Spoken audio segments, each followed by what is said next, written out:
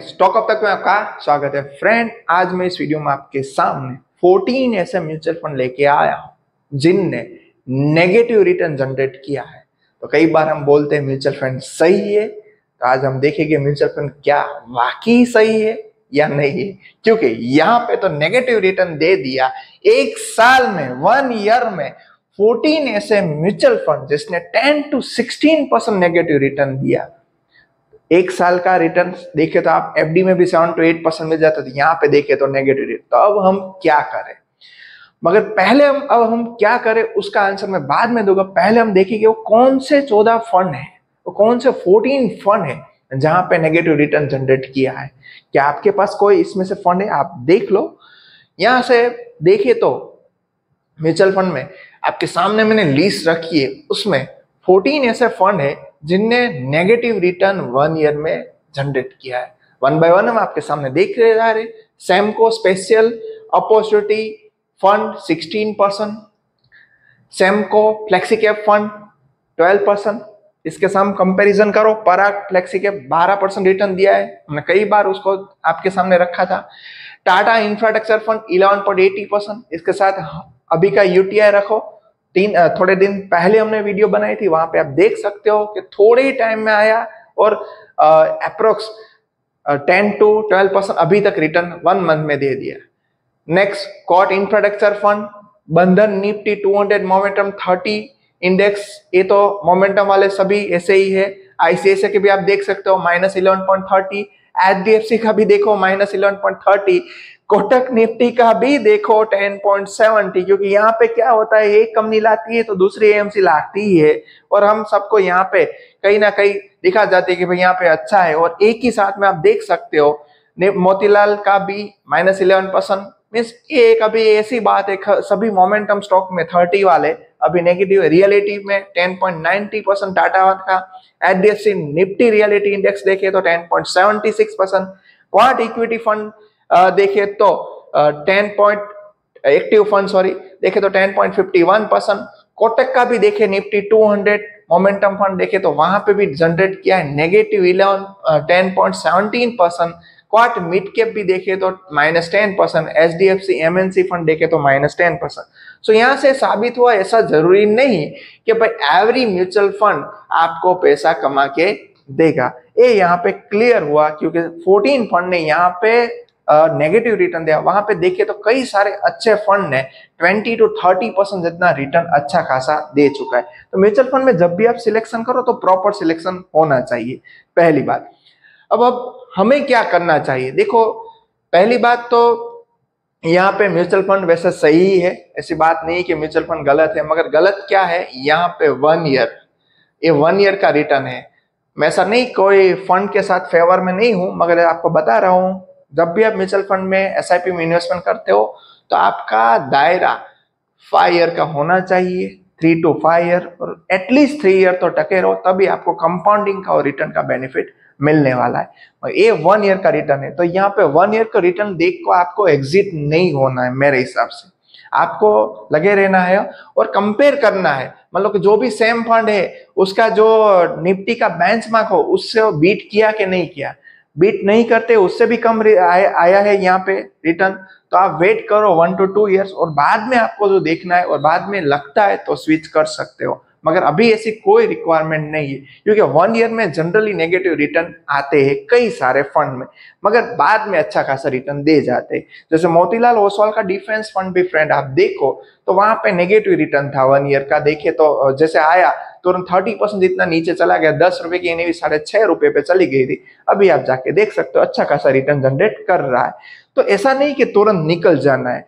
दूसरी बात, यहाँ पे म्यूचुअल फंड में, शेयर मार्केट में, ईटीएफ में ये सब खरीदारी कर रहे हो तो एक बात यहाँ पे माइंड पे बिठा दो कि हमें 3 to 5 ईयर तक ही इन्वेस्टमेंट करना है। मिनिमम हमारा होराइजन पीरियड 3 ईयर्स होना चाहिए। अगर आपको 1 ईयर में पैसे चाहिए, अगर आपको ऐसे रिक्वायरमेंट है कि 1 ईयर के बाद मुझे पैसे चाहिए, तो वो पैसे मेरे हिसाब से यहाँ पे इन्वेस्टमेंट मत करो, ये आपके लिए नहीं बना है। कई लोग क्या कर देते, 10 लाख 15 लाख अपने पास अमाउंट जो आती है वो स्वैप में लगा देते, कोई फंड में लगा देते, और एवरी सोचते कि नेक्स्ट मंथ स्वैप कर दे। ये भी गलत चीज है। स्वैप करना है फिर भी एटलीस्ट 1 2 ईयर छोड़ दो, बाद में स्वैप करो। और कोई भी इन्वेस्टमेंट आपको शॉर्टर टर्म के लिए चाहिए तो मेरे हिसाब से एसआईपी म्यूचुअल फंड के स्टॉक मार्केट वहां पे बेस्ट नहीं होने वाला है। वहां पे आपका टाइम होराइजन बढ़िया होना चाहिए। अगर 1 ईयर के लिए ही आपको इन्वेस्टमेंट करना है, 1 ईयर में के बाद आपको रिक्वायरमेंट होने वाली है 1 ईयर के विद इन, तो आपके पास ये सब ऑप्शन है। एफडी बनाओ, एफडी के लिए कई सारी अच्छी ऐप है, वहां से भी कर सकते हो। मैं ऐसा नहीं कहता हूँ कि एफडी करो, वहां पे वेल्थ क्रिएट नहीं होने वाली, मगर रिक्वायरमेंट के हिसाब से बेस्ट होगा। अभी तो कई सारे अच्छे बॉन्ड है, वहां पे 12% अर्न कर सकते हो आप। मैं एक वीडियो उसकी भी लाके आने वाला हूँ आपके सामने कि भाई आप यहाँ पे 12% तक भी अर्न कर सकते हो सेफली। तो ऐसा नहीं कि शॉर्टर टर्म है और यहाँ पे गए, मेरे हिसाब से शॉर्टर टर्म है आपके पास और लिख लो माइंड पे, तो एफडी बॉन्ड में ही जाओ। अगर आपके पास 3 to 5 ईयर का टाइम पीरियड है तभी आपको फंड में जाना चाहिए। अब देखो यहाँ पे कई सारे के पास है फंड होगा तो बेचने की सोचेगी, तो मेरे हिसाब से अभी सोचो मत बेचने की, इसको और 1 साल दो और जो बेंचमार्क है उसके साथ कंपेयर करो। बाद में आपको लगता है 1-2 साल के बाद कि अभी भी फंड रिटर्न नहीं देता है, तब आपको स्विच करना सोचना चाहिए। मगर 1 ईयर में तो नेगेटिव रिटर्न में भी पॉसिबल कई सारे फंड में हो सकते, तो ऐसा नहीं है कि बुरा फंड हो गया। इसमें भी आप देखिए तो एक कंक्लूजन आपके सामने तो निकल ही आया होगा। इंफ्रास्ट्रक्चर वाले ने नेगेटिव रिटर्न दिया है, रियलिटी वाले ने नेगेटिव दिया है, मिड कैप ने नेगेटिव दिया है, मगर सारे मिड कैप ने नहीं दिया है, वो एक प्रॉब्लम है। दूसरी बात, सारे यहाँ पे इंफ्रास्ट्रक्चर फंड ने, यूटीआई के इंफ्रास्ट्रक्चर के फंड ने अच्छा खासा रिटर्न दे दिया है, तो कई सारे फंड अच्छा भी रिटर्न दे जाते हैं। मगर ये यहाँ पे कंफर्म है, जो भी 200 मोमेंटम 30 इंडेक्स वाले हैं वो सब ने यहाँ पे नेगेटिव रिटर्न ही जनरेट किया है। तो वहां पे क्या है, हमें ऐसा नहीं सोचना चाहिए कि हमारे पास ये फंड है यहाँ पे नेगेटिव नहीं। देखो यहाँ पे सब नेगेटिव, ऑलमोस्ट 11.40, 11.30, 11 तो अप्रोक्स सेम ही है नेगेटिव रिटर्न। तो अभी वहां पे इस फंड से लाके यहाँ पे जाना वो बेस्ट साबित नहीं होने वाला है। तो जो ऐसे फंड है हमने सब देखे कि भाई 200 मोमेंटम फंड नेगेटिव ही रिटर्न दे रहे, तो अभी मान लो कि वहां पे वो दिक्कत है तो थोड़ा टाइम में वहां पे सुधर सकता है। आपका ही फंड नेगेटिव रिटर्न दे रहा है, बाकी सेम कैटेगरी के दूसरे फंड अच्छा रिटर्न दे रहे, तब आपको सोचने की रिक्वायरमेंट होगी। बाकी अदरवाइज यहाँ पे अभी मेरे हिसाब से कंटिन्यू करना चाहिए, और सेकंड ईयर 3rd ईयर में आप आते हो, सेकंड ईयर कंप्लीट करके तब सोचना चाहिए कि हमें बेचना या स्विच करना व्हाटसएवर। ये ऐसा मेरा यहाँ पे मानना। और मैंने जैसे पहले ही आपको कहा कि भाई शॉर्ट टर्म के लिए आपको है तो एफडी ओ लिक्विड फंड से भी मेरे हिसाब से एफडी और बॉन्ड अच्छा साबित होने वाला है। अगर लॉन्ग टर्म के लिए हो तभी इक्विटी, म्यूचुअल फंड्स, ईटीएफ उसमें जाने से अच्छा रिटर्न जनरेट कर सकते हो। तो यहाँ पे भाई स्विच कर सकते हो, तो मैंने आपको आंसर दे दिया कि आपको टाइम लगेगा, थोड़ा टाइम दो, बाद में आपको रिटर्न अच्छा मिल सकता है। एटलीस्ट यहाँ पे 2 ईयर देने चाहिए, बाद में स्विच करने की सोचनी चाहिए, और बाद व्हाटएवर आपका डिसीजन बाद में हो सकता है, मगर अभी तो ऐसा नहीं करना चाहिए। और दूसरी बात, आप जब भी कोई भी फंड फर्स्ट ईयर तो नेगेटिव देते हैं, मगर 2-3 साल में देखे तो अच्छा खासा रिटर्न भी जनरेट कर देता है, क्योंकि कंपाउंडिंग की इम्पैक्ट होती है, और खास करके वहां पे बेनिफिट होता है जो लोग एसआईपी करते हैं उसको वहां पे बेनिफिट होने वाला है। और मैं कई बार आपको बोल चुका हूं कि थीम फंड, वैल्यू जो ऐसे फंड होते हैं पर्टिकुलर एक चीज में लगाते हैं, वहां पे कम इन्वेस्टमेंट करो, वहां पे आपको जब मार्केट अच्छा हो, करेक्शन हो, तब खरीदो।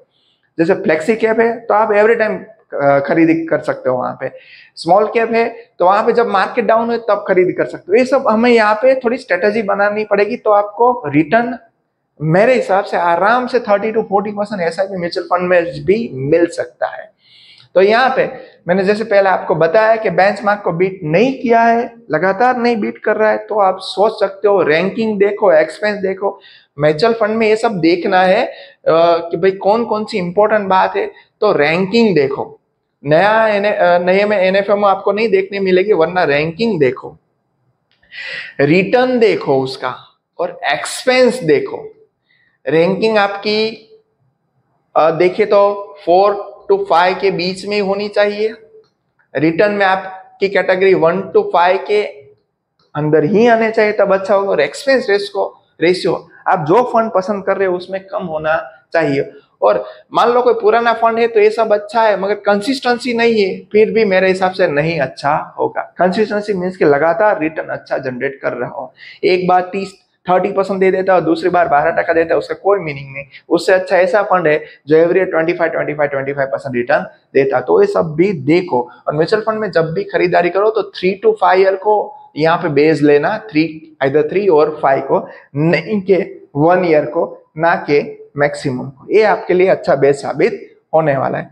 बस फ्रेंड, इस वीडियो में इतना ही। हमारा काम आपको बताना था भाई, कई सारे म्यूचुअल फंड नेगेटिव रिटर्न भी दे रहे हैं, फिर भी मेरे हिसाब से म्यूचुअल फंड सही है, आप इन्वेस्टमेंट कर सकते हो, मगर सोच समझ के करो और वही स्कीम में करो जहां पे अच्छा रिटर्न जनरेट कर रहा है। अगर आपको नहीं मालूम अभी कहाँ पे इन्वेस्टमेंट करना चाहिए, कहाँ पे एसआईपी करनी चाहिए, कहाँ पे म्यूचुअल फंड खरीदना चाहिए, कहाँ पे ETF, तो नीचे मुझे कमेंट बॉक्स में लिखना, मैं आपके लिए वो भी वीडियो जरूर से बना के लाऊंगा। बस फ्रेंड, इस वीडियो में इतना ही। थैंक यू, मिलते हैं नेक्स्ट वीडियो।